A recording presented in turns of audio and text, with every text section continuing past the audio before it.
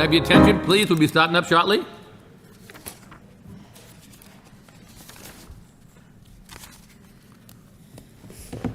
Good evening and welcome to the Lowell Planning Board for September 5th, 2024. The first matter on the agenda is the minutes for approval of August 19th, 2024. Any of the board members have any comments on the minutes? If not, I'll make a motion to approve. Second. Motion made and second. All in favor, say aye. Aye. Any opposition? Hearing none, that motion is allowed. Okay. Before we get started tonight, just want to make an announcement that a long planning board member, Mr. Richard Lockhart, who's been with us for 24 years, has not asked to be reappointed. His term expired September 1st of 2024. Richard was in a bad car accident last year and had a tough year the last year between being in the hospital and being in the rehab down in Boston, and made him very difficult to attend the meetings. So he did come, and he did do them by Zoom, and we wish him the best. Richard actually got appointed to this planning board back in April of 2020 by the city manager at the time, Brian Martin. And his last appointment was by city manager Eileen Dunhoo 5 years ago. He served on this board as a vice chair as well as a second vice chair. He was also on the Lowell Historic Board for over 20 years, where he was the chairperson for many, many years. So Richard was very diligent and always coming to the meetings and giving us his perspective on all the matters. He was a hard worker, and we really appreciated him being here. And I told him, on behalf of the city, we thank him for his service. So, Richard, if you're watching, you're going to be dearly missed, and we wish you the best. Good luck, Richard. Okay, so moving along now, we have new business, 197 Beacon Street, proposed public shade tree removal hearing. In accordance with Mass General Laws, Chapter 87.5 and Chapter 260 of the Lowell Code of Ordinances, the Lowell Planning Board will hold a public hearing to hear all interested persons relative to the removal of 61 total trees at the above address. 3 proposed trees to be removed with, and it says the DBH, which is diameter breast height greater than 24 inches, and the remaining 58 with a DBH of less than 25 inches. The trees and their roots are hazardous to the drinking water infrastructure and undermine water storage tanks. May we hear from the applicant, please?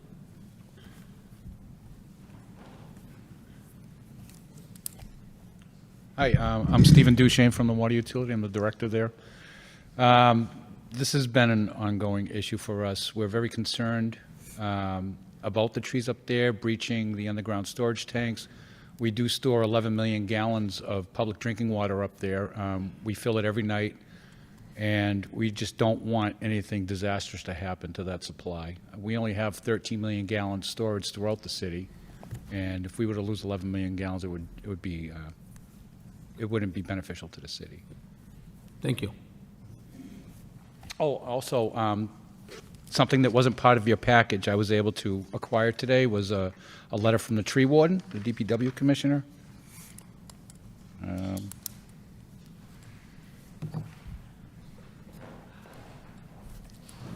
Thank you, sir.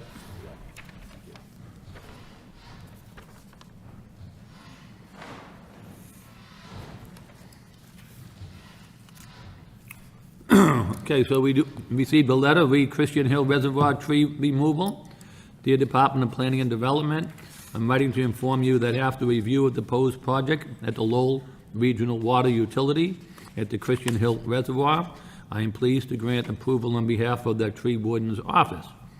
The project proposal, which includes tree removal, 61 in total, clearing and grubbing of the site, reseeding and minor accessway improvements, has been evaluated and will be a benefit to the city. The project will follow the rules and regulations of Lowell City Code, Chapter 260.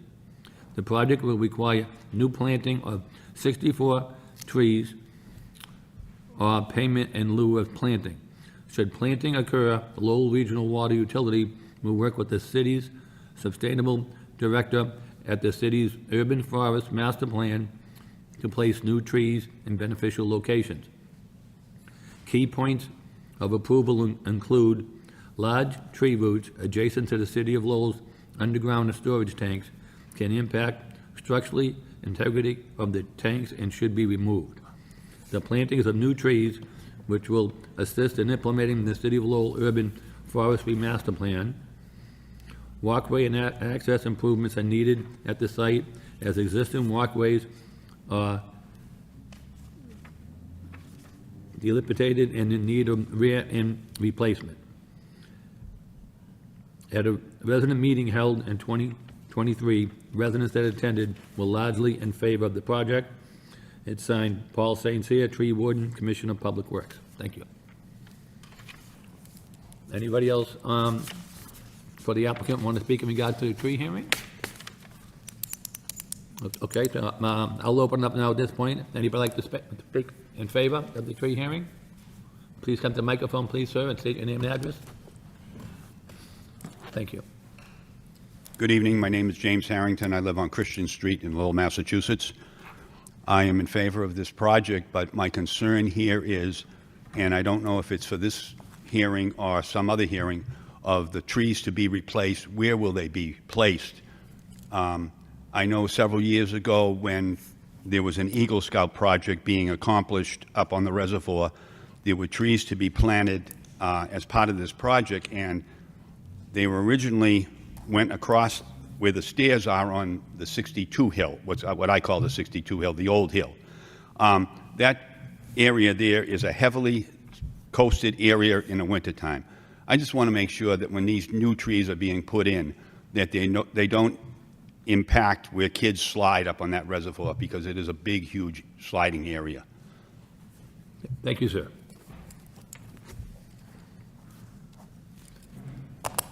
Anybody else like to speak in favor of the tree hearing? In favor? In favor? In favor? Hearing none. Anybody like to speak in opposition?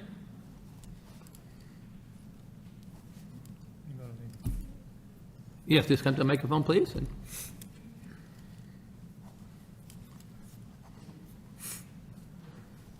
Just state your name and address, please.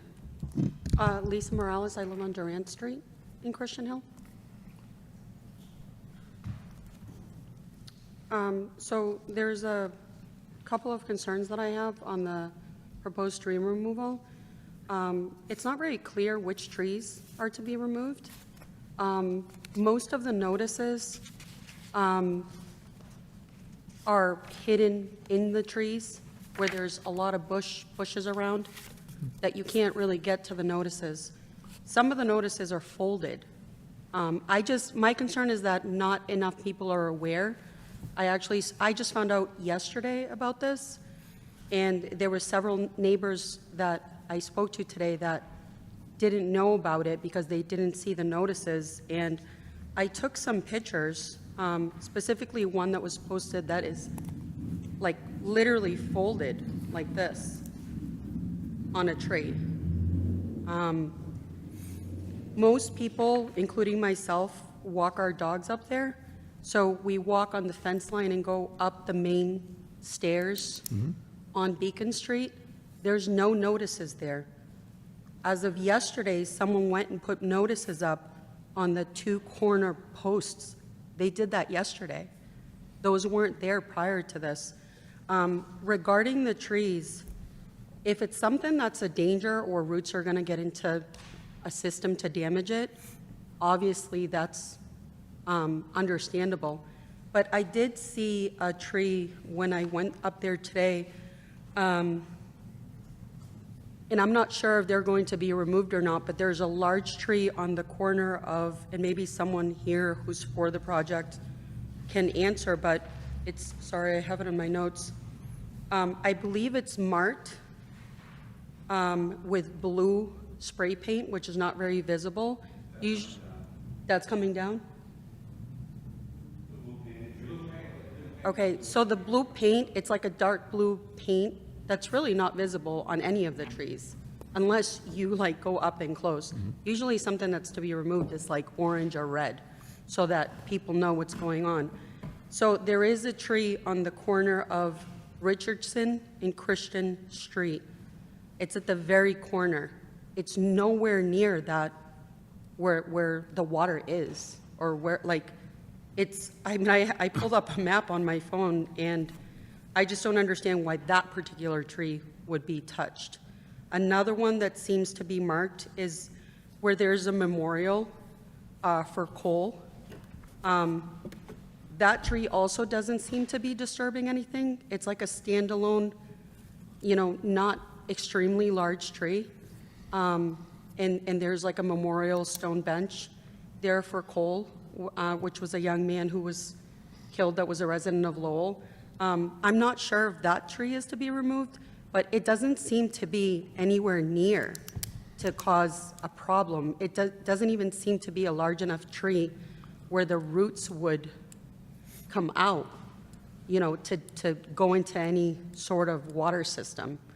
And then there's a big cluster. Again, I pulled it up on my Google Maps, and maybe someone can answer this, but if you're in that hill where the kids come down and slide, there's a big cluster of very mature trees. It looks like they're all going to be removed. It's on both sides of when you walk up to the actual top. It's at the bottom, and both sides are all, they have these notices on them. Again, you can't go and read the notice because the writing is so small, nobody can get in the bush to read these notices. And lastly, I printed up the actual notice. And where it's a public notice, you would think that the date would be correct. And it's saying that the meeting was to be held on Monday, September 5th.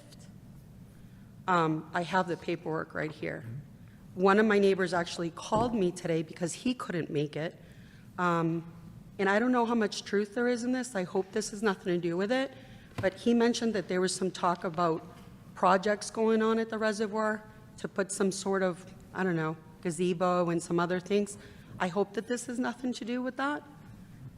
So I'm also wondering what the future for the reservoir is in regards to these trees. If these trees are taken down from there, is there anything that's going to be put in its place, like a structure or anything? Because that wouldn't be fair to remove these trees if there's like a double purpose for this.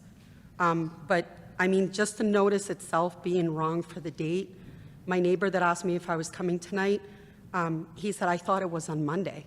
I thought I missed it, you know, and I can't go tonight. So that's kind of like a major thing. These notices should be put all along Beacon Street because that's what the address for you know, the reservoir is. And there is not one notice along that fence or the pump house or anything. So how are people supposed to really know what's going on? You know, I'm not surprised that more people didn't show up because they don't know. They didn't see these notices. So I do have the images if you'd like to see them. But those are my concerns. Thank you. So it did come to our attention that there was a problem with the notice. When I was there last, it was either Friday morning or Saturday morning, when you walk up the steps where the big door is, where it says no trespassing, if you go about 20 yards to the left, there was a sign on the fence. Then you go 20 yards to the right, there was another sign on the fence, and that had the wrong date. When Mr. Pichette was up the other day, he pointed that out to planning staff. That's when they went up and put up the new notices. And then we also checked that when they had the advertisement in the paper, at least the legal ad was the correct date and time. So we caught wind of that when we went and did our site visits as well. But yeah, I mean, I could see them on the fence, but it was hard to tell which trees were which. Yeah, because Yeah. the correct notices weren't put up until some of them were put up yesterday. So that's a big concern. So. Yep. Thank you. Anybody else want to speak in regards to the tree hearing? Yes. Just give us the microphone, please, and state your name and address. Hi, my name is Dan Tringali, 65 Durant Street. I'm a water operator, grade 3, D3, full operator. I also do GIS analyst. do environmental compliance for the town of Chelmsford as well. So I walked the area. A lot of these trees, some of the larger ones, are pretty good distance away from the actual facility. So I was kind of surprised when it said for water main as well. I walked the area, looked for water gates, for flags, some sort of marking to show the residents why these trees need to be removed. Really just lack of any information other than the water tank. Yes, I get it, there's some trees growing on the hill of the water tank, but other than that, there's a lot of larger trees that have some distance from the water tank that do not seem to be impacting any infrastructure. So I didn't understand why they were being removed. Like I say, like I do GIS, I do water treatment, water distribution. Tree roots don't necessarily grow 6 feet in the ground. Water mains 4 feet below the frost line. So the ones that are far away from the water tank kind of have me a little baffled as why they'd be a problem. So just a little more clarification, maybe mark out the lines, show the proposal of the areas that are actually affected, opposed to just blanket cover a bunch of trees. Kind of seems like, and then what about a hydrological study about what happens with all the wash away, the irrigation? We live on a hill, where does that water go? So you take out 62 trees, that holds back land. You put in 60 maybe in that area, baby trees, are they going to grow, are they going to survive? Very, very large concern for the environmental impact of Christian Hill. That's just my 2 cents. Thank you, sir. Anybody else like to speak in regards to the tree hearing? Yes. Sure. So people who are familiar with the reservoir, if you're standing on Beacon, not on the left side where the kids slide down, but on the right side, from Christian Street. So that area does get from the hill. There is a lot of washout that comes down, and it gets a little bit muddy there. It's always kind of like damp, enough to where you can't walk through it. So again, you take 61 trees, you know, that's what the original notice said. That just seems a little bit excessive to take all those trees out. And again, some of these trees that were marked, they're nowhere near there. They're on the far corner out of the street. I mean, there's another tree, you know, 40 feet away from that one, but it's on the opposite side of the road. That one's not being removed. So what's the purpose of some of these? And the reason why I'm pointing out that particular tree, it's because it's a very large mature tree. It's a beautiful tree. It would be a shame to take that one down if it's not really needed at the corner. So, yeah.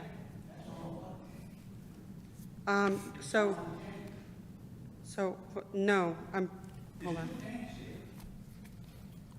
At the very corner, Richardson and Christian right here? No. Wait, oh, okay. So there's a gate right here? Yes. Okay, so that I didn't realize. So I thought that this was. No, okay, so this is the one, but there's a lot of trees here too that are not marked to be removed, so.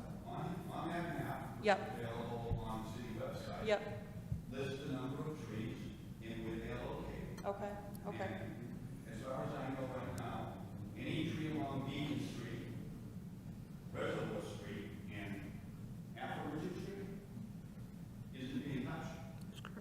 So Christian Street, the trees on Christian Street are being touched? Mostly Christian Street Okay. and around those 2 water tanks. Okay, just the other ones, like for instance, the one at the memorial, that's really nowhere near that one. What's that? That one is not because there was a notice on it, yeah. Yeah, and it was tagged. Yeah, I have a picture of it. Yeah. Anyway, those are very far away. Okay. So, at this point, anybody else like to speak? At this point, I'll let the applicant respond to some of the questions raised by the public. Good evening, everyone. My name is Jim Ravad, and I work with Woodard and Cohen engineering firm that's we're working for the water department in the city. So we're the ones who actually developed the plan to remove the trees. The concern is the trees that are growing adjacent to the two covered reservoirs up on, well, it's up on Richards and Christian Street. We want to remove those trees because we're concerned with the integrity of the water storage tanks. As Mr. Duchesne mentioned, there's 11 million gallons of drinking water stored there. And the concern is that eventually some roots from those trees are going to get into the tank, they'll open up cracks in the tank, and you'll have a major problem with the drinking water, which is pretty important to make sure that we maintain the drinking water for the city of Lowell. It's definitely a mistake that if it's the tree for the Cole Memorial is being marked, that's not near the reservoir. Our intent is not to take that tree down. But the proposal is to take down any of the trees that we're concerned that could impact the integrity of the water storage tanks. And I think the other question was, do you know at this point in time where the other trees will be replaced? So we're not sure. The water department is committed to replace trees, and there's a formula that we mentioned it in the documents that were submitted to the planning board to replace trees. Actually, the locations have not been determined yet. The city has developed a urban forestry plan. Catherine Moses has developed that plan, and we're working with her to eventually, we'll work with her and replace any of the trees wherever she deems is necessary, or is advantageous to the city. But those locations have not been determined yet. Thank you.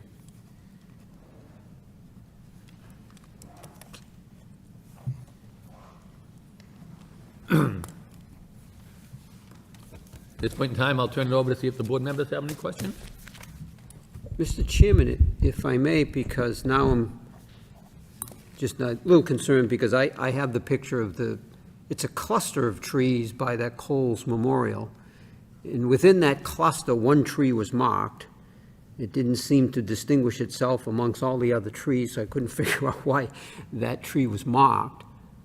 But now I'm concerned if that was clearly posted, what trees really are coming down and what trees aren't coming down.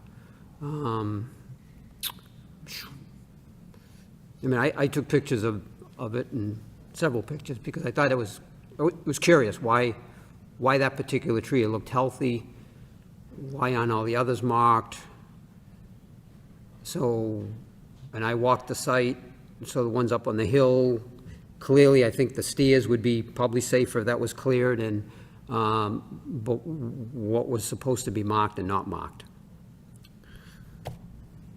In my business, honestly, right? I'm not sure. In order to ask you a question, God forbid it happened to be one thing that's wrong, then they question the integrity of everything else that you've told. Understood. So that, Yeah, I'm no. not sure why that was marked, but we are not intending to take that tree down. It's nowhere near the covered reservoirs. That tree's not coming down.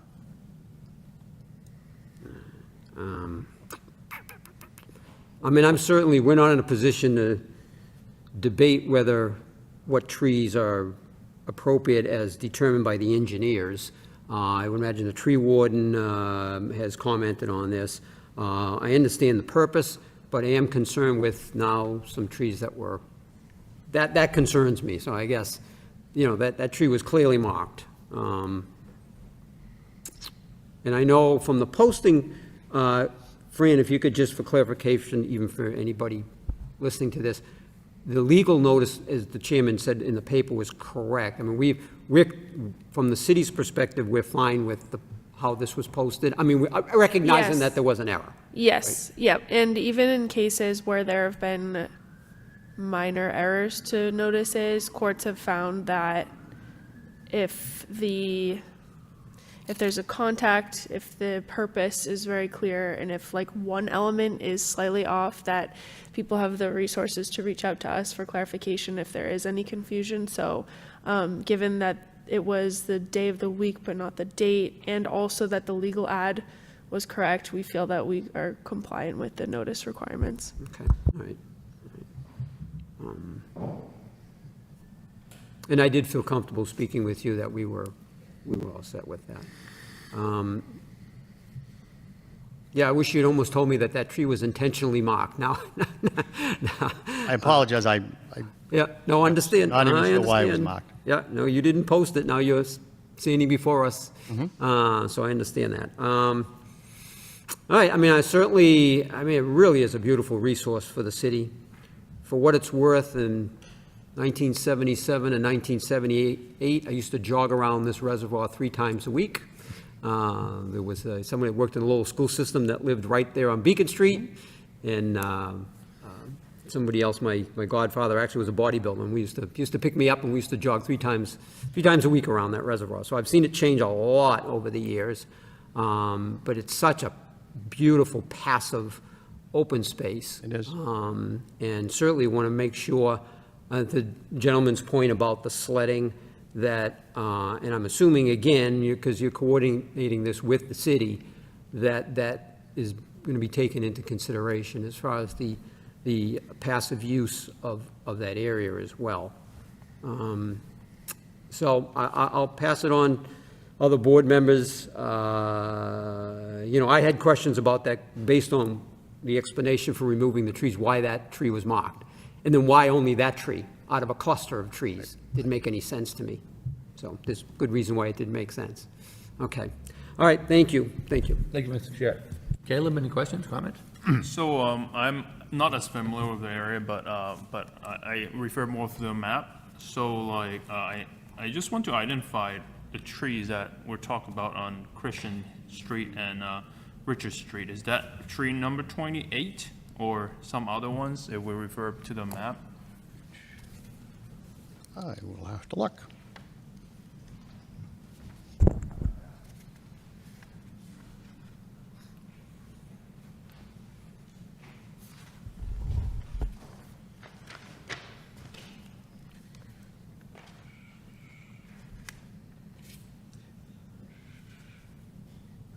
It looks like it is 28. It may be easier if I just come up and show you. Oh yeah, yes. Can we do that? Yeah.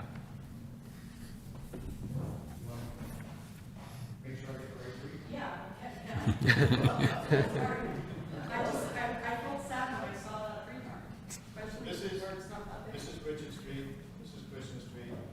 I assume it's the one right here on the corner you're talking about. So that was one, and that's a very large tree. It is. But it's this entire cluster of trees, like everything is being removed, correct? Yes. And then Cole Street, I believe, is right here, Yep. and it's marked. And then my other question was, this could have been just the person putting the notices up, but I have a picture of some trees over here that are also marked. So, none of these trees, Okay. none of these trees are going to be removed.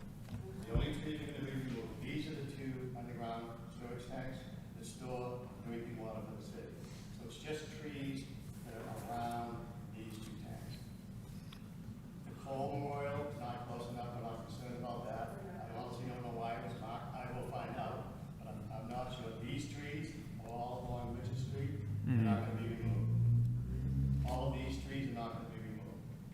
It's just around these underground storage tanks. Okay, and you feel it's safe to remove all these trees that are, like, this is a big area right It here. is. Like this, It- the roots on this, those trees are big, but they're not, I mean, the roots usually expand the size of the width of the tree. And these don't seem to be big enough to reach those kinks. It's hard to tell, the concern, it's Okay, really, because like even these, they're kind of in like the middle, I just feel it's a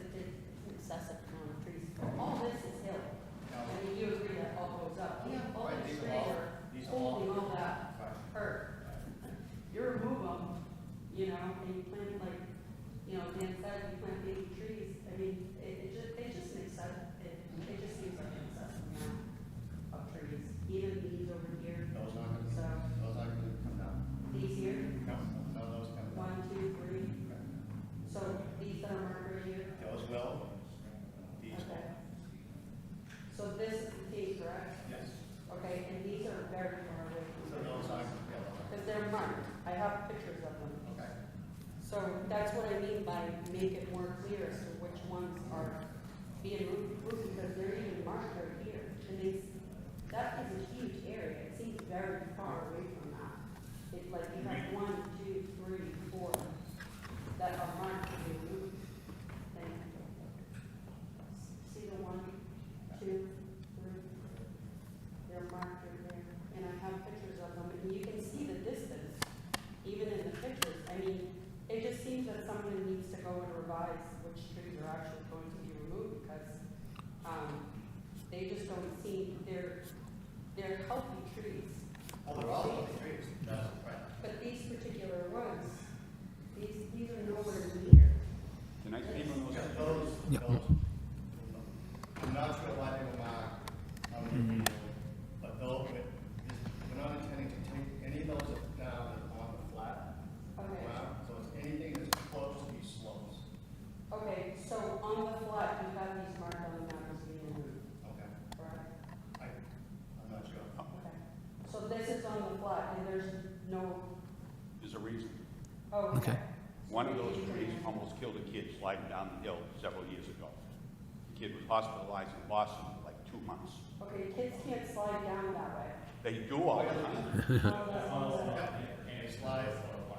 Pardon? Okay, they slide this way. Okay. Well, it's still part of the tree removal. Well, Yeah, I mean, I mean, it should many homes, be. that's not a reason to remove. That's not a reason to remove healthy trees. Take them all down. Yeah, take them all down. Get rid of all the trees. So It seems excessive. maybe I also have some question about 67, 66, and 68, which is more on the reservoir. I think it's on Beacon Street there. 67 is near the pump house. Yeah, there are 2 of them. Are those intended, or you're not sure either?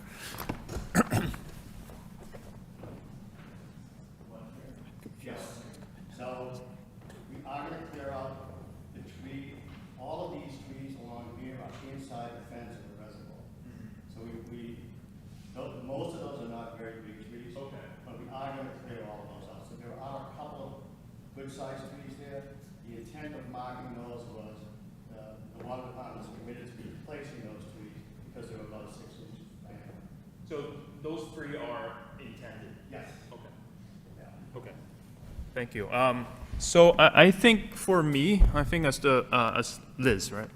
I think her name suggests, I feel like there needs to be a revision to be clear what trees you're intending to remove and for what reason, because I think for example, the 3 that I just mentioned on the reservoir, they're clearly not for the water tanks. So, and also the trees, if they are for safety, and not for the water tank, but for liability or kids' safety, then explain that, accordingly. So we reach a number of trees, verify the list, and then for what reason, right? You group them for the specific reason so that then we can assess it as the board. Right now, I think it's a little vague on which tree is coming down and for what. And I hear the residents' concerns because we don't have a clear basis as to which and why to make this decision. So that's my take on this. Thank you. Thank you, Caleb. Danny, any questions, comments? Thank you, Mr. Chair. I'm looking at the letter dated August 2nd, 2024 from Woodard and Curran. It basically states a conclusion. Large trees and tree roots are hazardous to critical drinking water infrastructure and underground water storage tanks. That's not facts. That's a conclusion. There are no facts presently before this board other than they could, they might. Do we want anything to happen? Absolutely not. But I don't see any facts before us other than let's clear cut a bunch of trees, 63 trees, with no plan. Biggest pet peeve I have, we've had other departments before our board saying that they're going to replant trees. That was in June. Haven't seen a plan since that indicates where or when they're going to be planted. I can't vote for this without one, and for the future, for anybody out there that's going to be looking to take down trees, I can't vote for that unless I see a plan to replant trees where they're going to be. All right? I keep hearing about these great plans, yet no one comes with, oh, this is what we're going to do. Planning board, we're going to put them here. So I'm not voting for this until I have facts that support that this is a danger. We're seeing some trees that are hundreds of feet away. I'm not an engineer. I'm looking at this and I'm saying, really? Okay, well, how far do the roots go? What are we actually doing? So I'm troubled by this. Going forward, I don't want to see any more tree removals without what is the plan to replant. If we have to do this, I want to see a damn plan. Thank you. Thank you, Dan. Allison, questions, comments? Yeah, it's always good when subject matter experts are before us. I tend to say that this is something that you do from day to day, and so while some of it is it might happen, I certainly wouldn't want us to be in the situation where, oops, it did happen.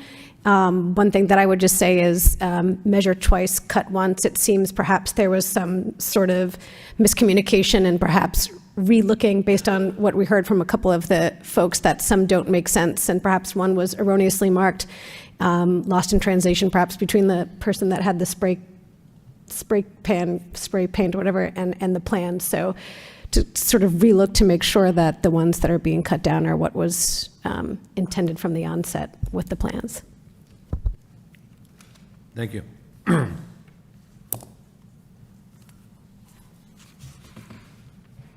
So I guess a lot of concern is the question of which trees are coming down.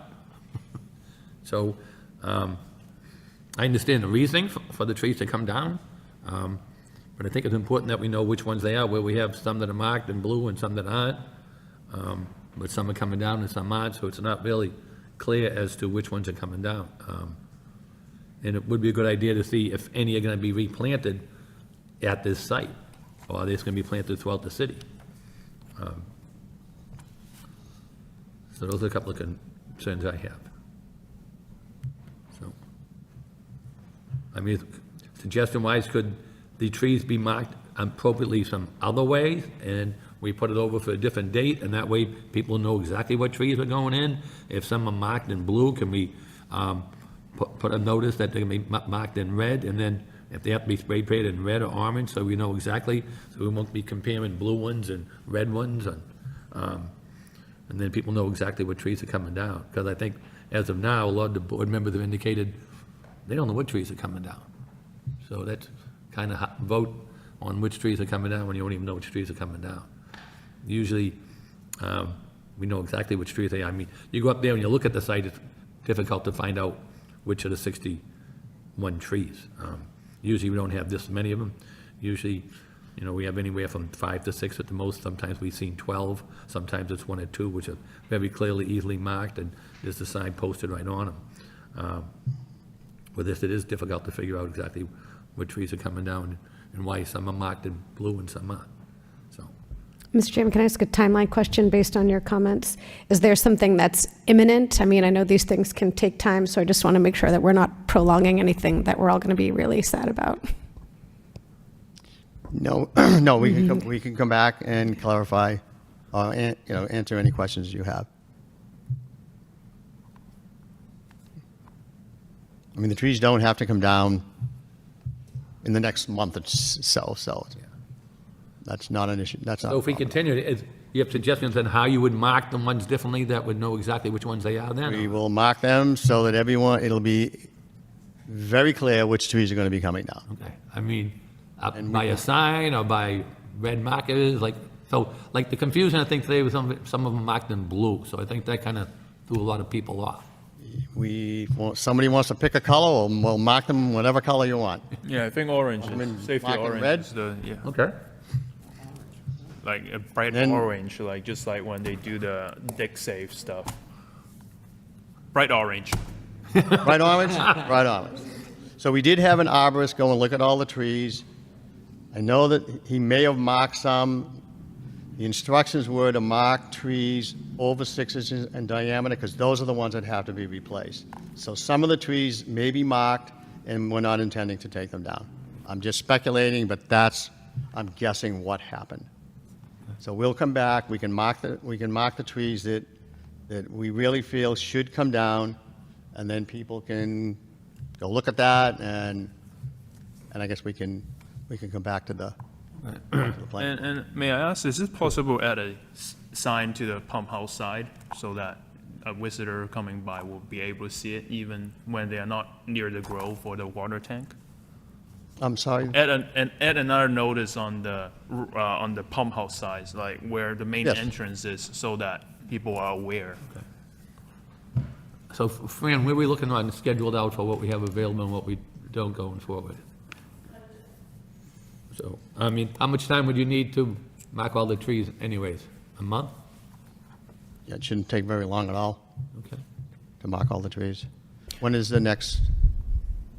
We have, she's checking the calendar right now, it's available. So. We have availability on the 19th of September, the 7th of October, the 21st of October. 7th of October, you said? October Yes. 7th? Could you do it by then? Yep. Okay. That sounds good. So basically, we're going to try to mark them in orange and put a new sign up by the pump house. Is that what the agreement is? Okay. Now, Mr. Chairman, sure, just go ahead. to member Tanzar's point, though, when these come before us, they're public shade trees based on the ordinance, so it's the city that's actually coming before us. I know you want to see a planting plan, but I mean, is that something that the city is equipped to be able to provide at that? You know, that's something that may take a while. I believe that the plan is to follow the urban forestry plan that was developed and plant trees in areas where there aren't very many trees now. So, for example, that site has quite a few trees. But there are areas in the city, especially in the downtown area, that don't have very many trees at all. And the forestry plan, that's what their plan is, to plant trees in the very urbanized area in the city. That, I believe, would take a while to determine exactly where we're going to plant 64 trees? 64 trees. So none of them going to be replanted on site then? Is that the question? No, the plan would not be to replant them on site. The plan would be to follow the Off-site? the city's plan Okay. to develop an urbanized, they have an urbanized forest plan. Yeah. The plan Agree would with the be, plan. that's Yeah. the I plan. didn't know we if should anyone follow. going to, if you're still That would going be- to put some others on site. Yeah, because I honestly don't think it was clear, I didn't think it was clear in this application that none would be planted on site. But I know when you said 64 new trees or payment in lieu, so, but yeah, I wasn't under the impression that none of them were going to be planted back. Mr. Chair, Yes. through you, Mr. Chairman, why can't any trees be planted on this site? I'm curious now. I'm guessing there's no good reason. That's my guess. No, the reason is we wanted to follow the urban forestry plan that was developed. by- So if there is a plan, it shouldn't take that long to decide where to replant these trees.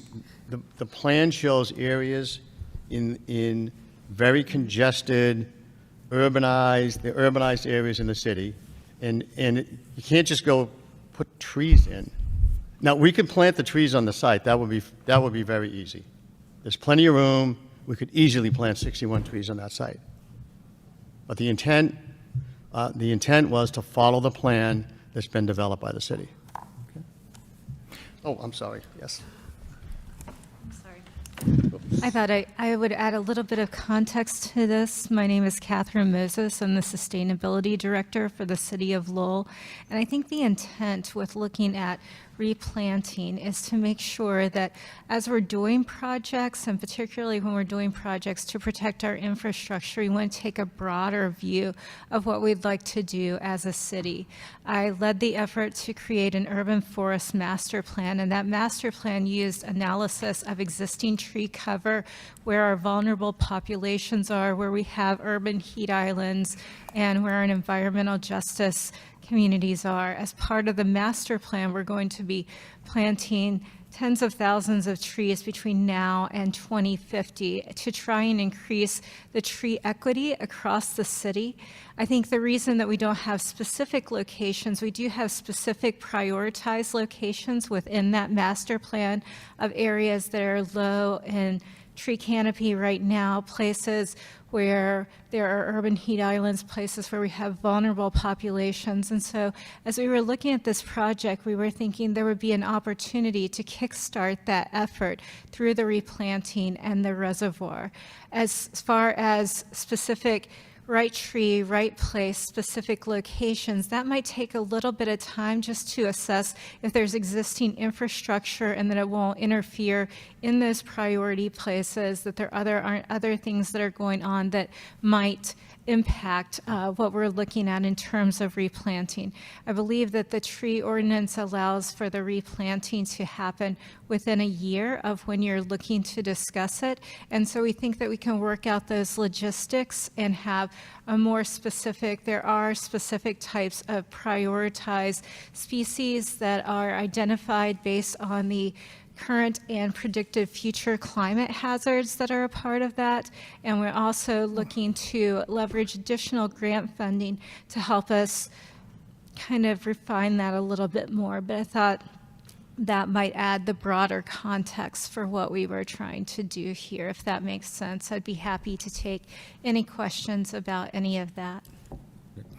Thank you. Mr. Chairman, Yes. while we're on the subject, you have an urban forestry plan. You have areas you have identified where we could potentially put trees. Correct. So what is the problem with coming up with a plan for replanting? I think it's not really, we know where we need to plant the trees. I think it's figuring out the how. You know, how do you create the appropriate tree pit design so that if you plant them in these corridors where you have low tree canopy, that you're not affecting other infrastructure? How do you make sure that those planting efforts are aligned with other efforts within the city, other efforts within engineering, other efforts within planning and development, and really making sure that you, as you're thinking about this, that you're doing so strategically and that you're doing so in a way that will help us meet our overall goals, but also kind of, what is the expression, measure twice, cut once. We want to make sure that we're not just saying, plant them on this street because we need that, looking at really being more comprehensive in our assessment of that and more comprehensive in how we begin to implement that. But isn't that part of the planning process? The planning process is designed to make sure, all right, these are the areas. This is how we're going to plant them. This is what we're going to do for species. This is how we're going to make it equitable. All of that stuff that I've just heard tells me this isn't going to get done. I mean, that's what I'm hearing. Unless we're going to say that within 1 year, we're going to see you and this team here to show us what has been planted, what has been done. That's my trouble. You know, we had this before where we had a handful of streets. Yeah, we'll get you the information. And that's what I'm hearing right now. Yeah, we'll get you the information. That's not good enough for me. Maybe it may be for, you know, for the city, but it's not for me. I can certainly understand that concern, and I think that that's why we really would like to be much more strategic in how we create this replanting plan. And in terms of the master plan itself, it tells us what we need to do, why we need to do it, where we need to do it, and what types of species diversity we need in order to make sure that we have a healthy, thriving, resilient urban forest, not just for the conditions we have today, but for the conditions we have in the future. And I think, though, to get to your specific kind of question, having those kinds of specifics takes a little bit more coordination, a little bit more planning. It's kind of more the framework, similar to the way that the master plan is the framework and there are goals within our city's master plan, but going and actually implementing those things takes extra steps. And we'd just like to make sure that we can take those steps in a way that align with the overall intent of the master plan, but also align with the intent of the concerns that you expressed here. So I want to clarify, is the plan adopted and approved, or is it still in the making? The plan is completed. It hasn't been formally adopted at this point, but that is something that we're working on bringing forward for that type of. So it's not being implemented yet? We just completed the plan at the end of the last fiscal year, so it just was completed and all of the paperwork completed around June 30th. So we're not in active implementation yet, but it does give us the roadmap of where we want to go as a city. And how long do you think it will take to implement, say, for the first tree to go in the ground from now until then? How long would that take? I would be hesitant to put a timeline on that at this point, except just to reassure this board and anybody that's interested in the public that this is something that we're committed to doing, but we're committed to doing it well so that we don't face some of the challenges that we face with our existing urban forest, and to make sure that we're being very thoughtful and very strategic about it. I understand, thank you. So, well, to me, I'm speaking out loud with fellow board members, like, the plan is still in the making, so is it ready for this tree removal to use that system? Or should this tree removal use other replanting system until that system is ready? That's my question, right? Because I know this will be good to jumpstart it, but surely there will be other opportunity to jumpstart that once that system is in place, and wouldn't put more pressure onto, your process. And I'm planner by training, so I know it takes time, but then we have the tree removal happening right now. And so if this take a year, I think that goes into what Dan is worried about. It's like, well, in a year, we don't even remember it anymore, let alone to make sure it happens. So I think that's our concern. We're totally supportive of the plan, but is this project right for using that system that have not been in place yet? So that's how I'm taking it. But I appreciate what your team is doing. I think you should keep going. But I feel like this opportunity may be a little premature. Thank you. So I guess the bottom line is we're looking for a continuance to October 7th and marking the trees in orange. So I'll make a motion to that effect. Motion made and second. All in favor, say aye. Aye. Aye. Okay. So we'll be back here on October 7th, and hopefully the trees are going to be marked in orange. So anybody who's listening or wants to know when we're going to be meeting in this, it will be on a Monday night, October 7th, and hopefully anything up on the Beacon Street there will be, trees will be marked in orange. Mr. Chairman, if I can just Sure. make it clear too, that Yeah. there will not be a new posting, there will not be a new date posted. It's just a continuance of this meeting Well- with the condition that the trees will be marked in orange. Caleb asked for the one posting to be put on the pump. So I wonder if that posting can say, this is continual, so you don't add new information, or use the same one, but I just don't want to mislead people that the meeting have happened. So maybe the staff can help modify it to something. I just want people to know that, this will Tree hearing happen. was continued to October 7th. Yeah, continued. I think that's fair. If you could post that, yes, sir. Considering the way this meeting has gone and your concerns about the replanting, wouldn't it be more prudent to find out where we're going to plant them prior to moving forward with this any much further and coming back for a meeting? Yeah, whatever, any more Well, I information you mean, have, sure. I don't think- And next it doesn't have to be all 63 trees that you replace, and, at least we know where bulk of them are going. I think it would be more beneficial to everyone that we just don't come back here in another month and we still don't know exactly where we're going to plant them according to the urban Yeah. forestry plan. And I mean, even if you reach out. I don't want to waste anybody's time either. I hear you, And even if you reach out to the tree warden and see what his suggestions are. I mean, obviously, he supports it, and just say, board would like to know where we can put some of these. Do you have any ideas? Okay.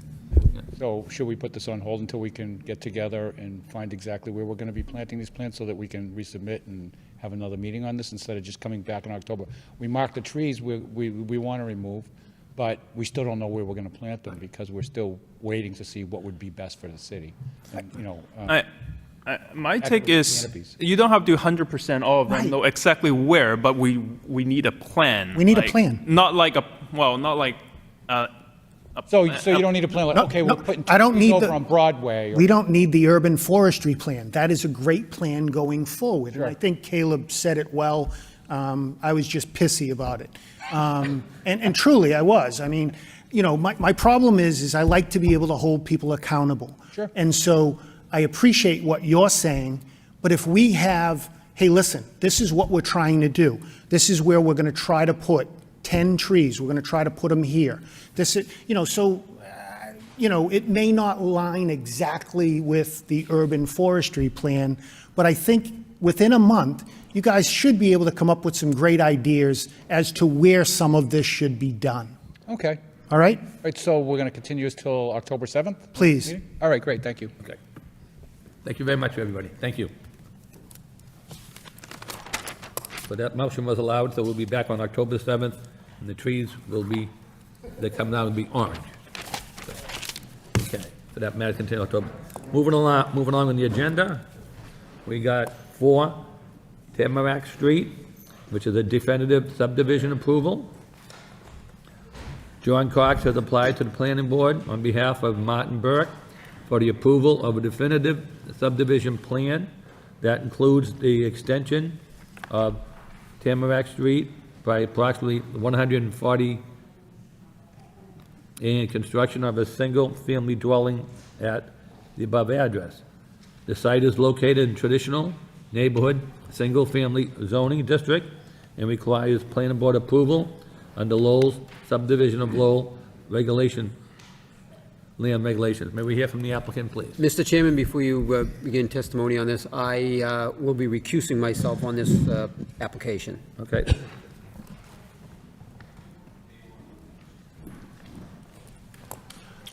Good evening, Chairman Linehan, members of the Planning Board. My name is Attorney John Cox, 375 Gorham Street, Lowell, Massachusetts. I represent Martin Burke, Melmar Properties LLC, the owner of 4 Tamarack Street, which is an empty lot on Tamarack Street. Just a little bit of history on this. 4 years ago, in 2020, we appeared before the Conservation Commission with the same plan. And the Conservation Commission approved it. And then shortly thereafter, DEP on their own appealed it and stepped in. And it's been a 4-year process with DEP to get to the situation we're at now. Mr. Burke then, this past spring, I believe, or past spring, went back to the Conservation Commission, and the Conservation Commission then denied it. DEP stepped in and issued a superseding order, which is where we're at today. So, and you'll see from the memo from DPD, the revised memo from DPD staff dated September 3rd, pointing that out, that there is a superseding order from DEP allowing this project as far as they're concerned.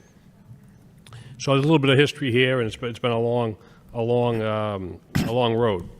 On August 17th of this year, Mr. Burke had an informal meeting at the site with invited his neighbors. I was not there, but I know I think 4 neighbors showed up, 2 from one home and 1 other, single neighbors. And for the most part, I think we're okay with it.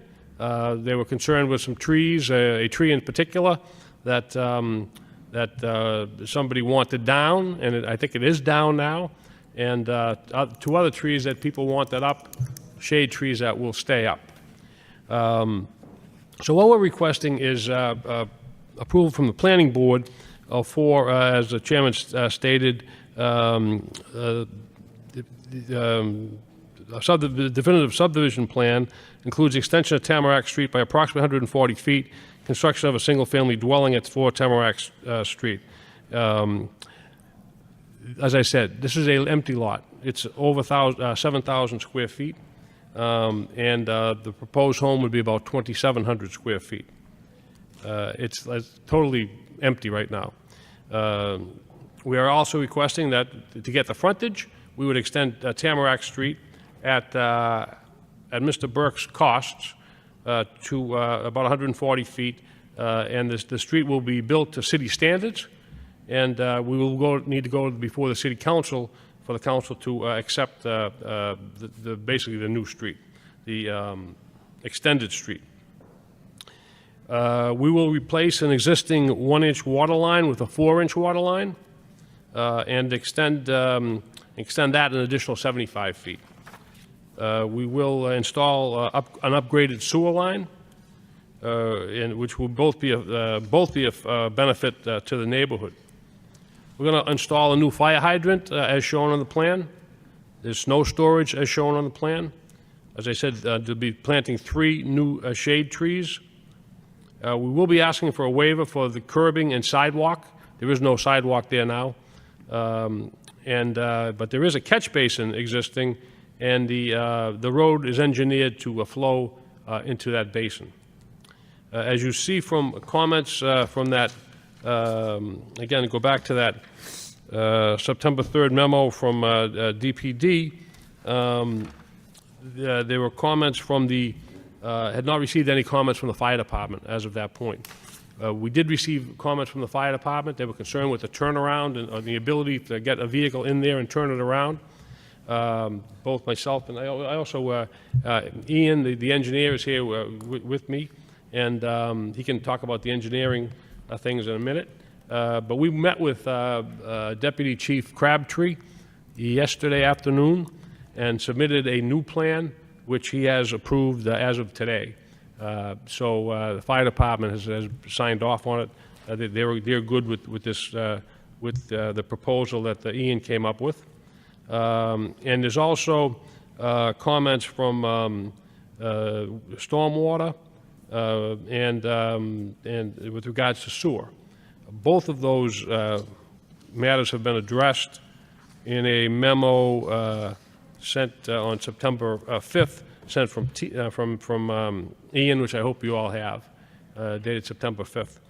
And so looking at it and having discussions with DPD, it appears that the fire department concern was serious, clearly, and we addressed it, and they're fine with it.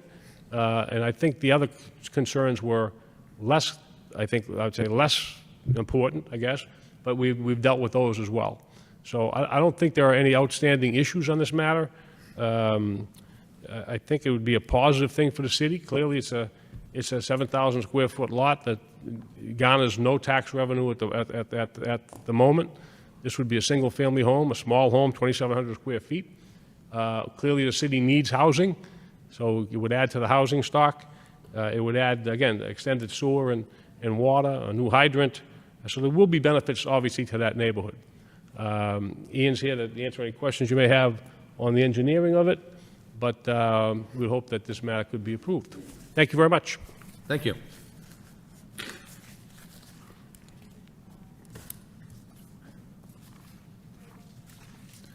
At this point this evening, does anybody want to speak in favor of this project? Anybody in favor? In favor? In favor? Hearing none. Anybody in opposition? In opposition? In opposition? Hearing none. At this point, I'll turn it over to the board members. Caleb, do you mind if I start with you? Oh, sure. So thank you for the introduction to the project.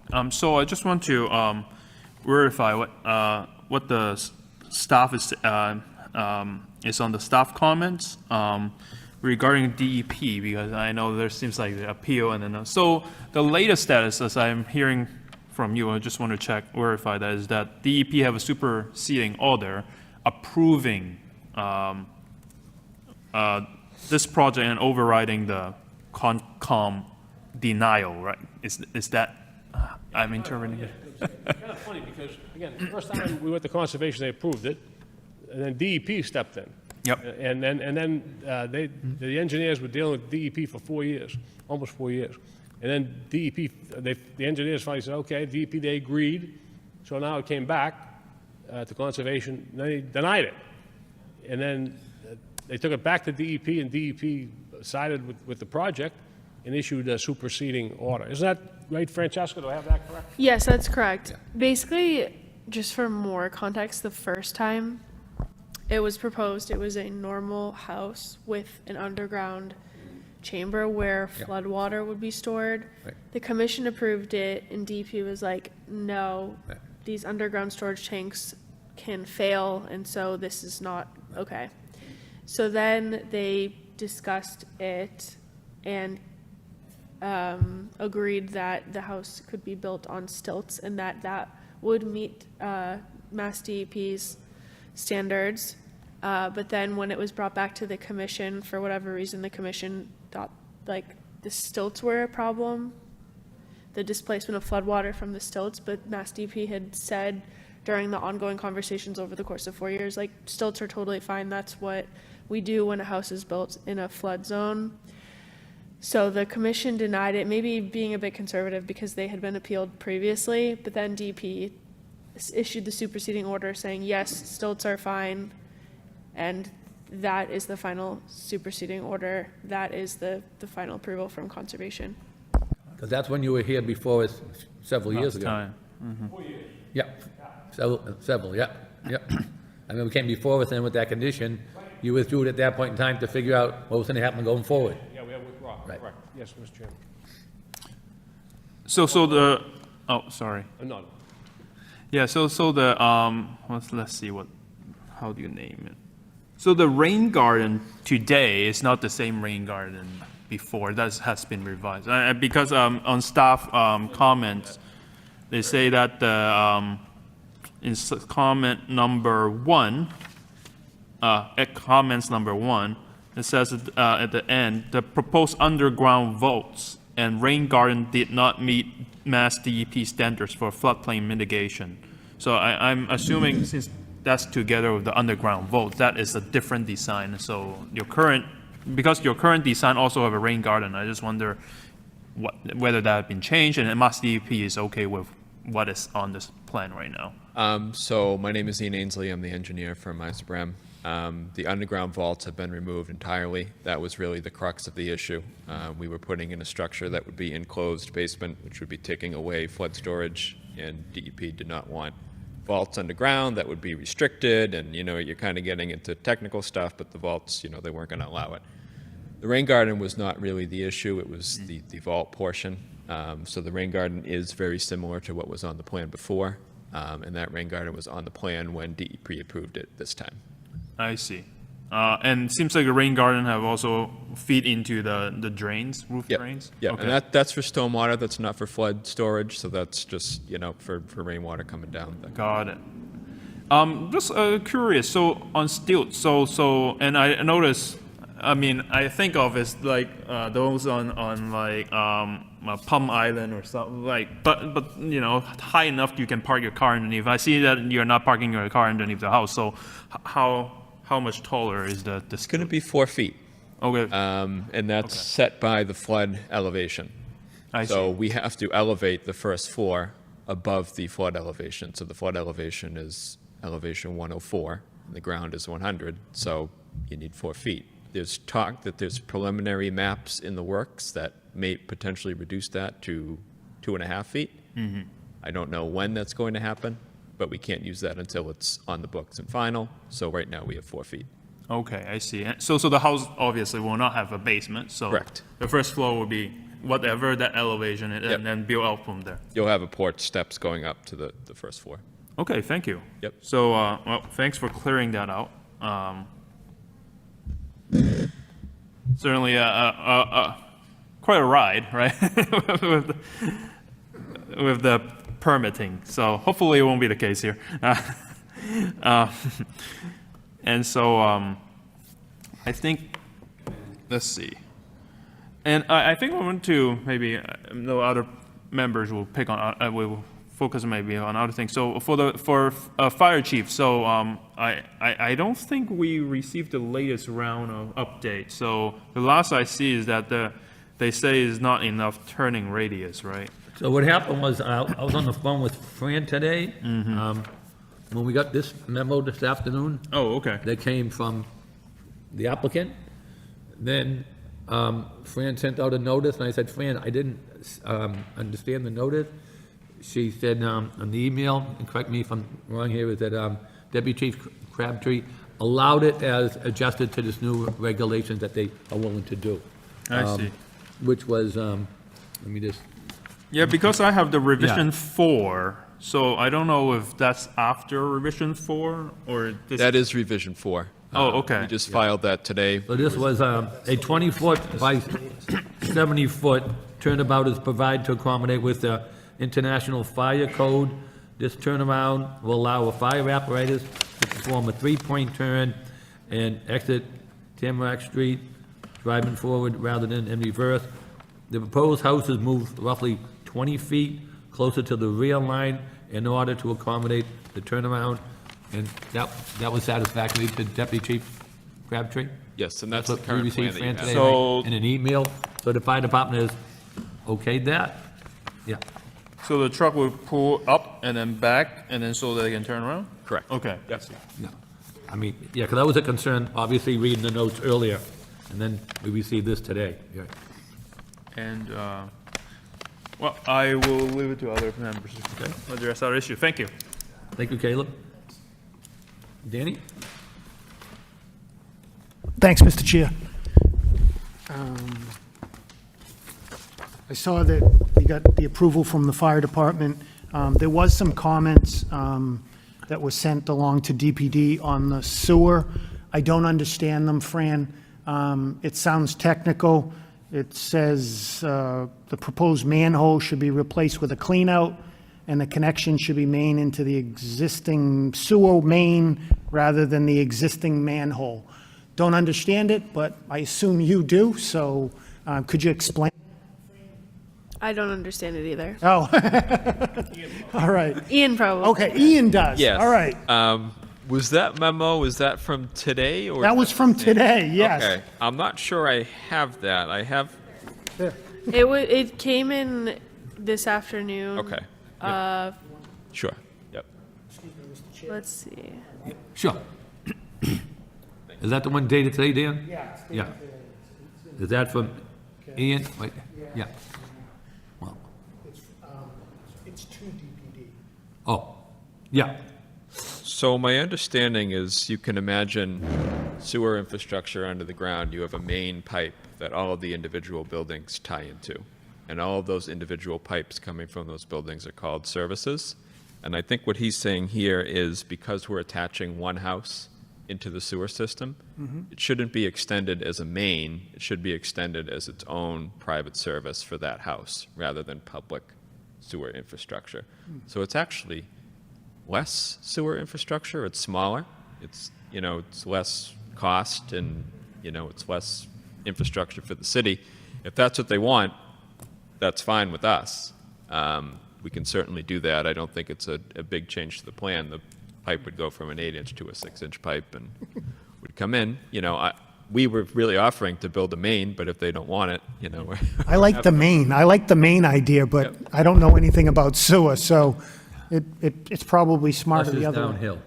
Yeah, yes, flows downhill, yeah. So we could do it either way. One question on that. Do you need to dig up the whole street to do that? We will need to dig a 3-foot wide trench Okay. in order to fit that pipe in there. And we will be removing the pavement from the street and repaving it and extending it as well. So there will be some excavation work going on out there anyway. Okay, so and then it seems like the neighbors are aware of what needs to be done with that informal meeting. I mean, they had the meeting and then this meeting was noticed as well. And we Okay. went to conservation meetings which were Certainly. noticed and all this information was on the plans. Yeah, I mean, it would certainly be a little disruptive, but it's good to have new drive, a new road paved, so. Yeah. Caleb, I believe that, that's the only house going to be on that street. So even though, yeah, it will be a little, somewhat disruptive, I don't think it'll be to anybody's detriment, really. Oh, I see. what I'm saying? Because they face other ways. They faced, yeah, that's right. The other way. Yeah, I remember the other house seems like they have some encroachment onto the road, so. Okay, thanks for that clarification. Like, Danny, anything further? No? Allison, any questions, comments? Beauty of going last, all there I'm answered. Thank you. Okay.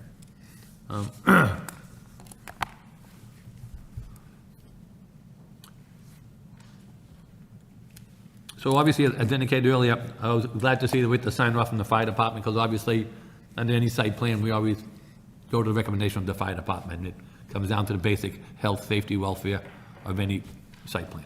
So once we see that, that made me happy. Lowell wastewater, I know what the recommendations are back and forth, though I'd be happy if, as a condition would be just cooperate with Lowell wastewater.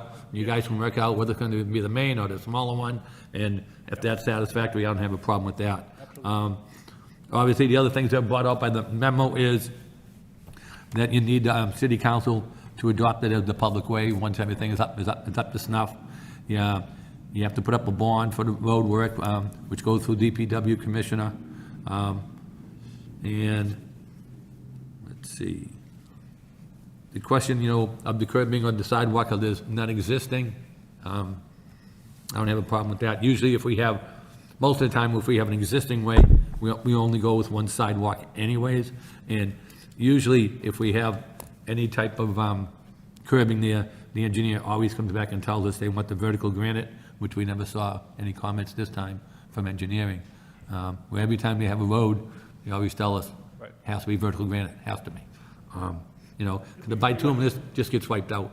Pretty much a driveway into that home. That's Yeah, really it. I mean, like, even going to the site, you gotta pull up real close to look through the trees to see the sign. You don't find it until you I took it through my dashboard, and, to really see the sign, because of the way it's located on the end of the street. Yeah, so, besides that, I have no problems with the project. Like I said, I remember being with us 4 years ago, and that was issue with the Conservation Commission, which obviously you had to work that out before you came back before us anyways. I have one question on that. Sure. Does DEP have any conditions, or you already pretty much follow all their requirements on their superseding order? So their superseding orders have sort of what I'm going to call boilerplate conditions. There's probably 20 or so, and there's things like as you build the project, you have to have an environmental monitor out there for the state, kind of inspecting what you're doing. I think you have to hold like a pre-construction meeting. So there's conditions that are kind of the state does for every project that they do a superseding order for. But no specific I don't believe site there's anything dates. specific Okay. to this project. Okay. Oh, just for informational purposes. I mean, it's their permit, so. Thank you. Okay, any further questions from anybody? Okay, so I'll make a motion to approve the definitive subdivision with the following conditions. One will be is to cooperate with the Lowell wastewater recommendations. Number two will be to have the city council accept the road when all work is completed as a public way. So we do have a subdivision on a public way, that they get the bond that's required through the DPW commissioner. And since it's one house set back on the end of one street, to waive the curbing and the sidewalk requirement. Second it. Motion's made and seconded. All in favor, say aye. Aye. Aye. Any in opposition? No? So we have 4 in favor and none against for the definitive subdivision. Thank you very much. Appreciate it. you well. Thank you. Good luck. I want to, as always, thank Francesca and her people for all their help. It's very, very, very good. So thank you. She did a good job explaining that DEP.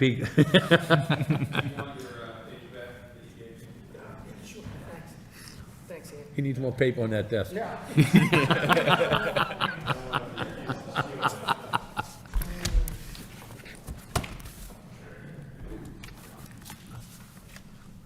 Good luck, we wish you well.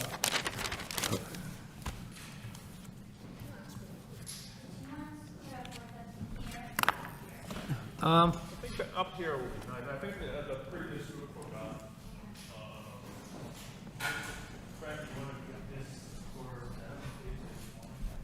Yeah, good job.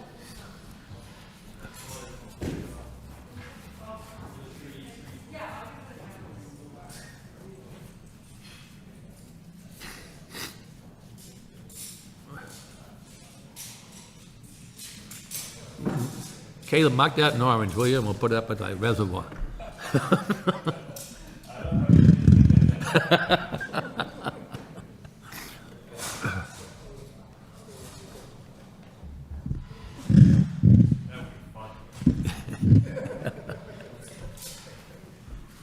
Okay, we get Jerry back now.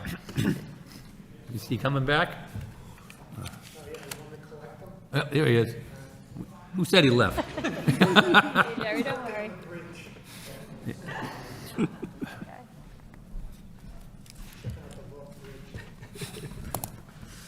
Okay, moving along on the agenda, we have 218, 224, 230 Middlesex Street, and 16 Pearl Street, site plan review. Any Heritage Properties, Inc. is seeking approval to construct a 37-unit apartment building on the currently vacant lots at the above addresses. The property is located in the downtown mixed-use zoning district, as well as the multi-family overlay mid-rise zoning overlay district. The project requires site plan review under section 11.4.2, parentheses 2, for construction of a structure with more than 3 dwelling units. May we hear from the applicant, please? Good evening. Attorney Catherine Flood, 549 Rogers Street, here on behalf of New England Heritage Property, Inc., pertaining to property located at 218, 224, 230 Middlesex Street and 16 Pearl Street. Here with me tonight is Jeff Bush and Brian from Hancock Associates, and they will also present. We are here to request site plan approval pursuant to section 11.4.2 for the construction of a residential structure with more than 3 units. The property is located in a downtown mixed-use district and in the multifamily overlay mid-rise district. The property currently consists of approximately 10,000 square feet of vacant land on which the applicant intends to construct a 5-story, 35,630 square foot building consisting of 37 residential units with access off of Middlesex Street. There will be 23 studio units containing approximately 545 to 580 square feet, 10 one-bedroom units containing approximately 454 to 1,100 square feet, and 4 two-bedroom units containing approximately 1,215 square feet. With the application, we submitted a site plan as well as architectural plans. We also have a video that we would like to show. After we show the video, Jeff Bush is going to get up and talk about the project. Can we show the video for Jeff? Thank you.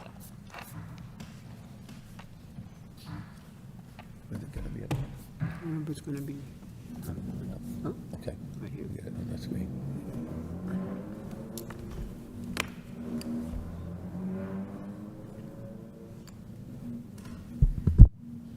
I can see it, yes. Perfect, thank you. 25 miles an hour. City limit.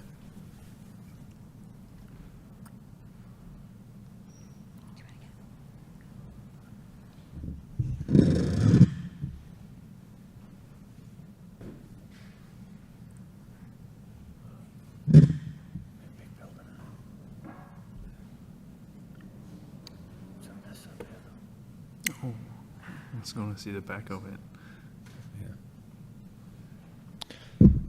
Good evening, Mr. Chair and members of the board. As Catherine mentioned, I'm Jeff Bush. I'm the president of Heritage Properties.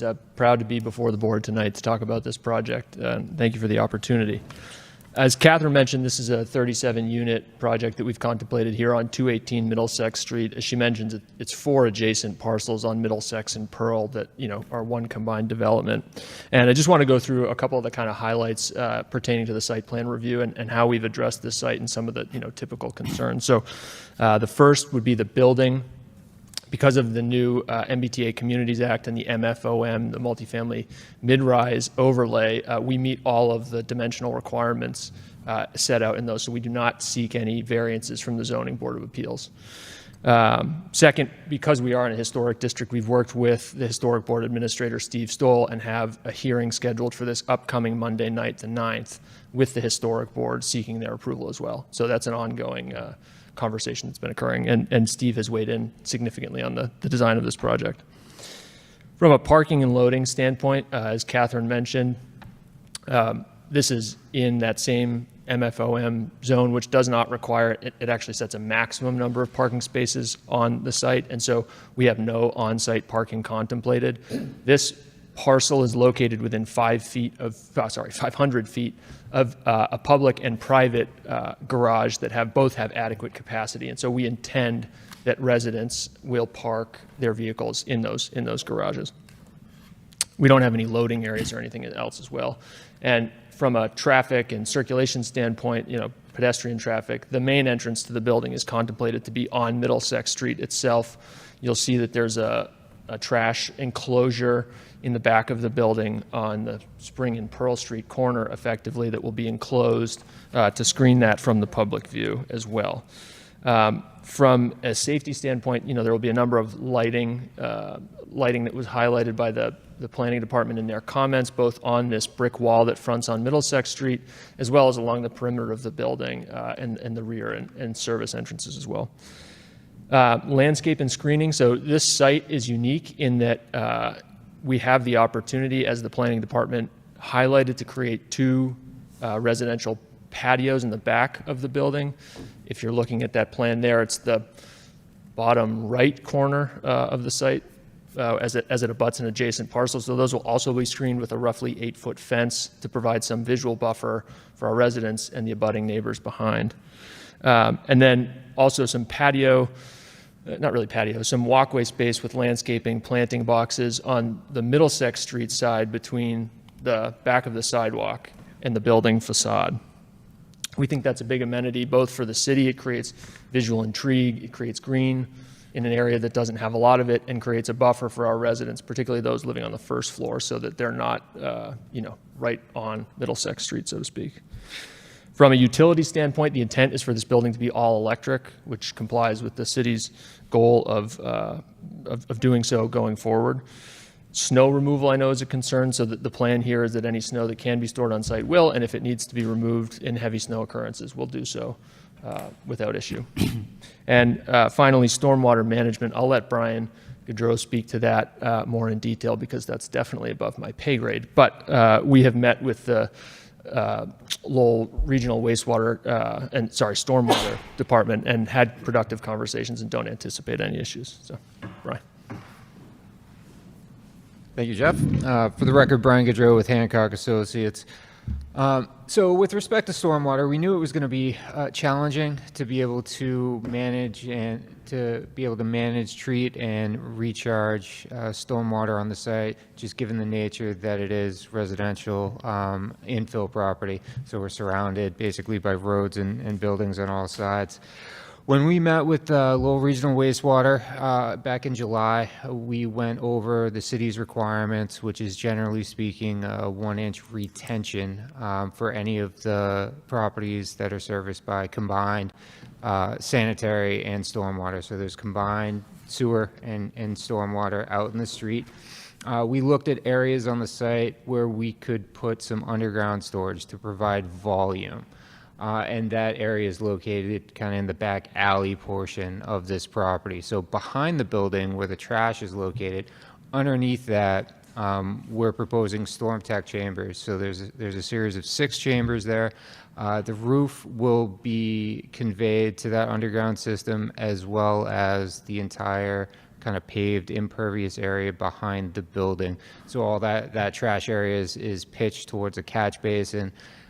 which conveys runoff to the chambers for treatment. The chambers have an isolated row configuration for total suspended solids treatment. The catch basin's equipped with deep sump and a hood. And then the kind of the crux of the conversation back in July with the wastewater utility is what kind of volume can we provide on a site such as this? And essentially it's the maximum extent practicable. They agreed that kind of the areas that we indicated and the configuration with the volume that's there, it's not quite a 1-inch retention. We're doing 0.6, and 0.6 actually correlates to the recharge requirement.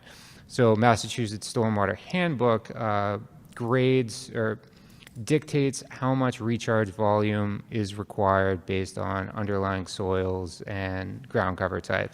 So given the fact that the entire site is being developed and predominantly impervious, we were able to create that amount of storage volume to recharge essentially the aquifer under the city. And that's generally our approach to stormwater. With respect to other utilities, all of our utilities are being proposed off of Pearl Street. And I know we received comments from the city, and there were 3 specific engineering comments I just want to touch on quickly. Engineering had requested that all utility cuts, so that's going to be water, electric, sewer, and stormwater, those cuts within Pearl Street be milled and patched continuously. So basically from the farthest 2 utility cuts, we're going to mill that entire section of Pearl Street and repave it just for continuity. And we're fine with that as a condition of any approvals received.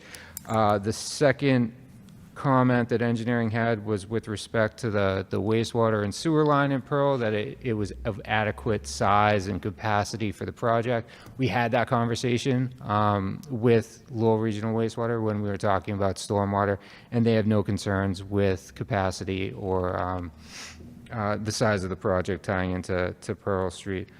And then the final comment was resetting curb on Pearl Street and reconstruct sidewalks along the frontage.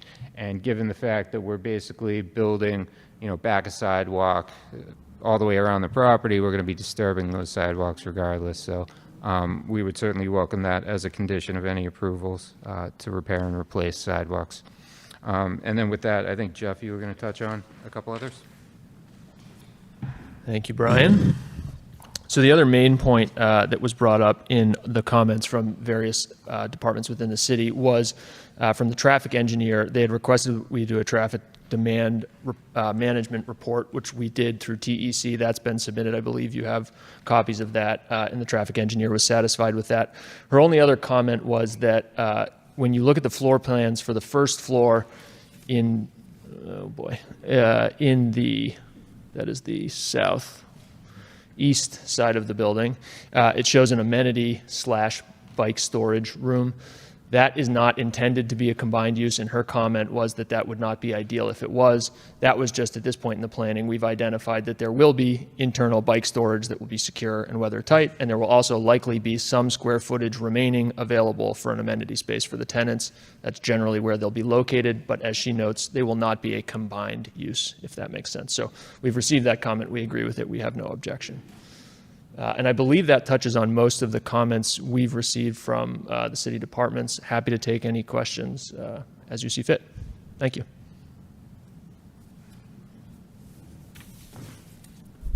Thank you. Anything further from the applicant? No?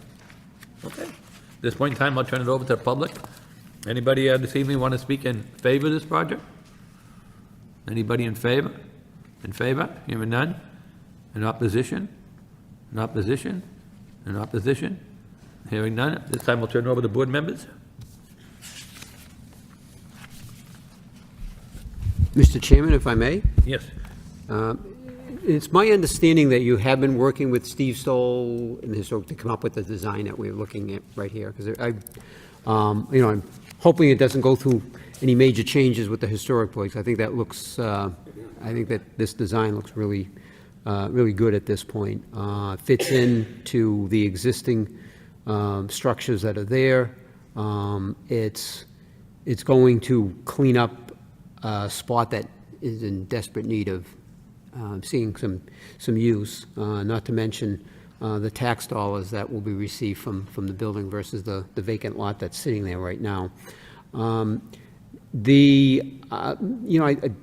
pretty much in favor of everything that's been presented. I just would, the transportation management report wasn't necessarily, I guess, the plan.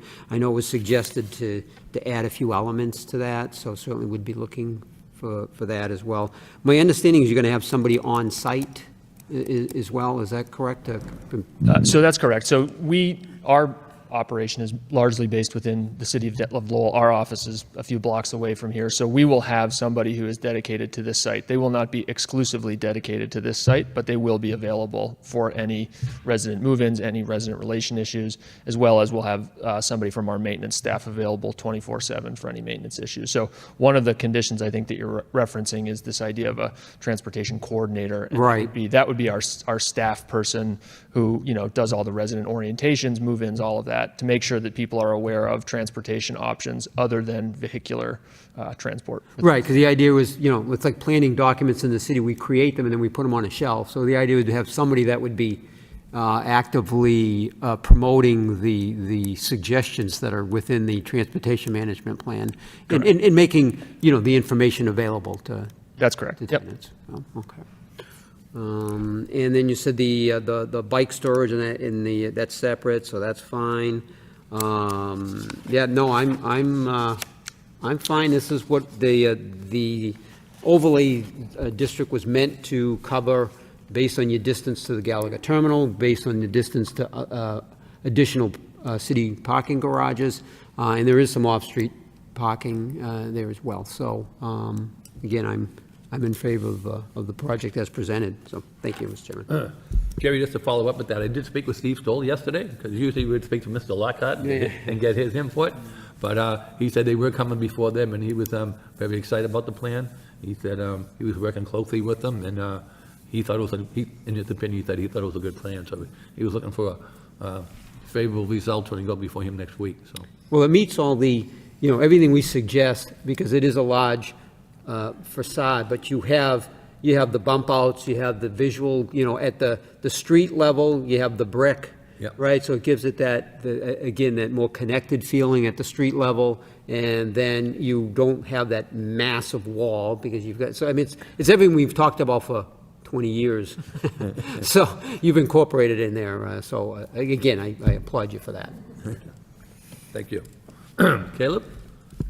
So thank you for the transportation demand. The TDM. I think it's a robust one and help us and also the traffic engineers to assess and the demand and the need of park or the lack of the need of parking. And so I think that's well put together. So great job on that one. I have one question about the recharge of the stormwater. You mentioned about 0.6, and then am I misreading it? But or listening is that you say, but 1 inch usually is stormwater is 1 inch. Correct. So the city of Lowell, the regional wastewater utility, has a policy of 1 inch retention into their combined system, and the thought is they're trying to keep the first flush volume, or basically that first flow of rainwater, if you will, on site versus into their combined system. It just helps with CSOs at Duck Island. On a site like this, they're willing to work with applicants to do essentially the greatest extent practicable. So whatever makes sense for the site, kind of that highest level that we can do. The 0.6 is 0.6 inches over every square foot of impervious area. So we're looking at 60% retention instead of that 100%. And that's what we presented to the utility, and they were supportive of it. Okay. Oh, thanks for that. So,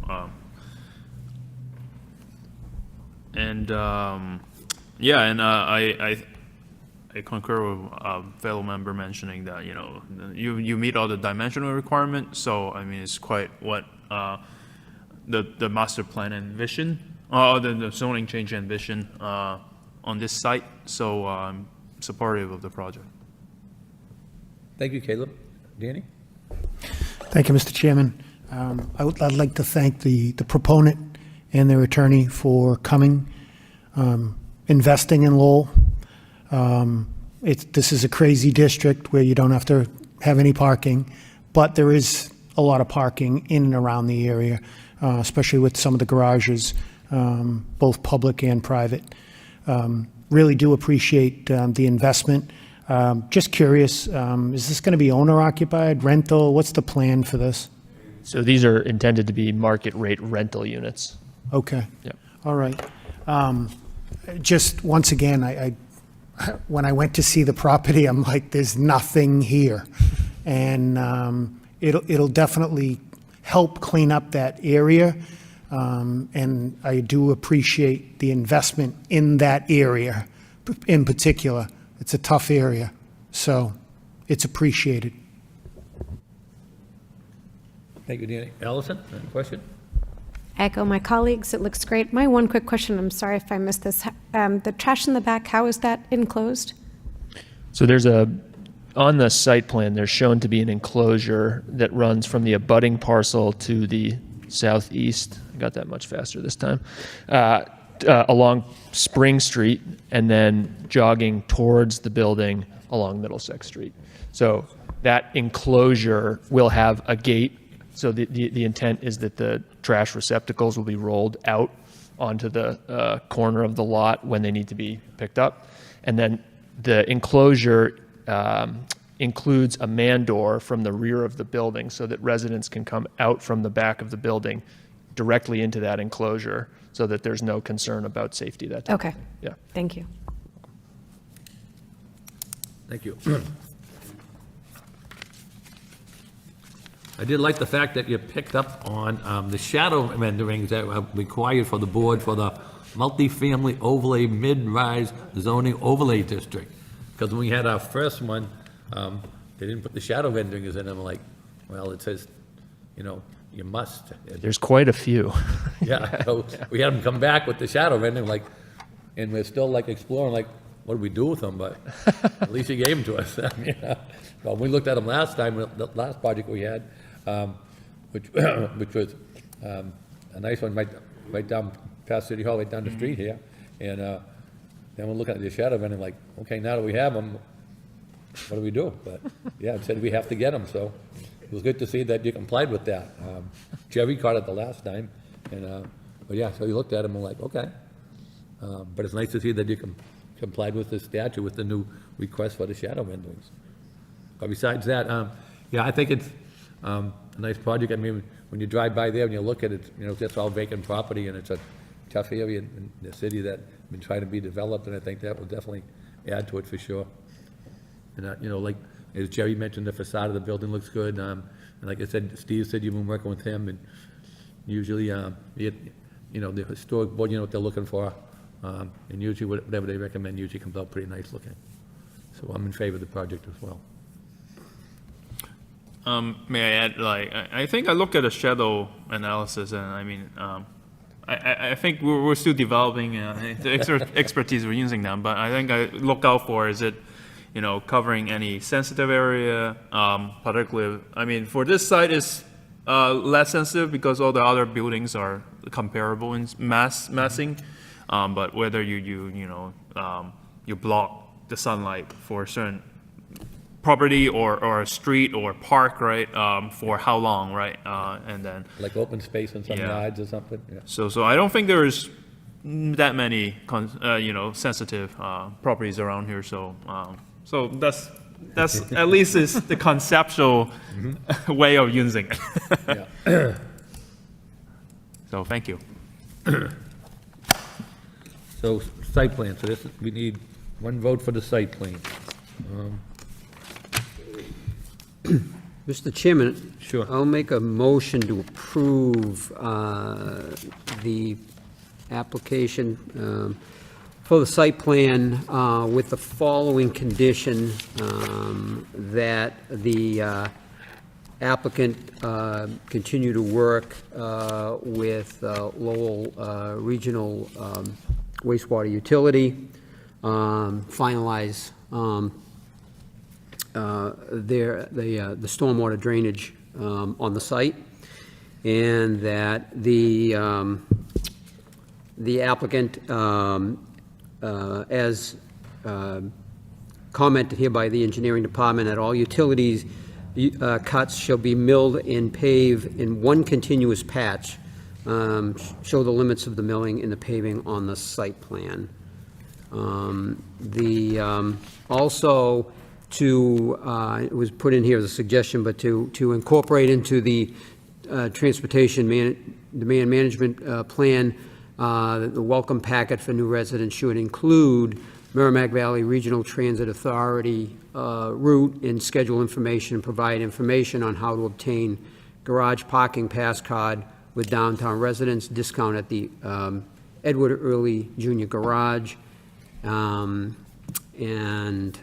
I don't believe the site plan we were looking at showed the design showed the shared amenity, the split, but you said you've addressed that?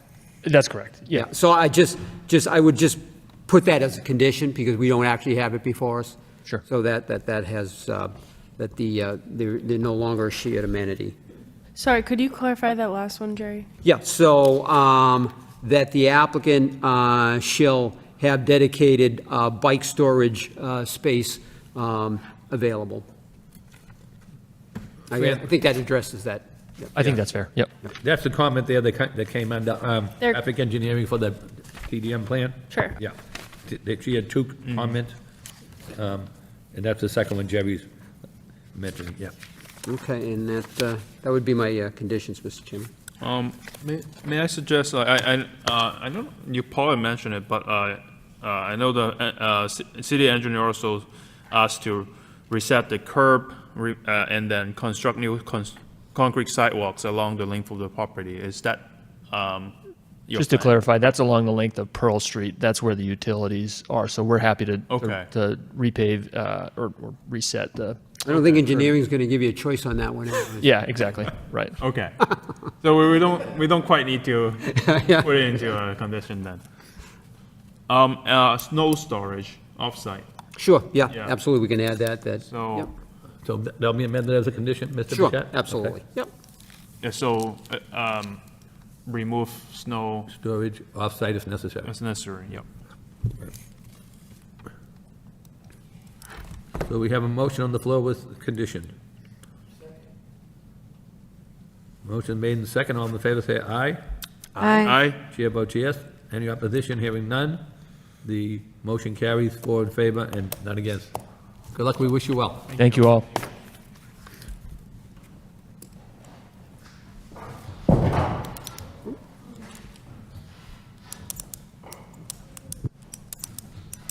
Moving along on the agenda, we have the acceptance of the 2025 meeting schedule. Any questions on the schedule? If not, motion to approve. So moved. A second. All in favor, say aye. Aye. Aye. It's allowed. Any further comments from board members, updates? Hearing none. Entertain a motion to adjourn. Motion's made. Second. Second, all in favor, say aye. Aye. We are adjourned. Good night, and thank you, everybody. Thank you, Fran. Thank you.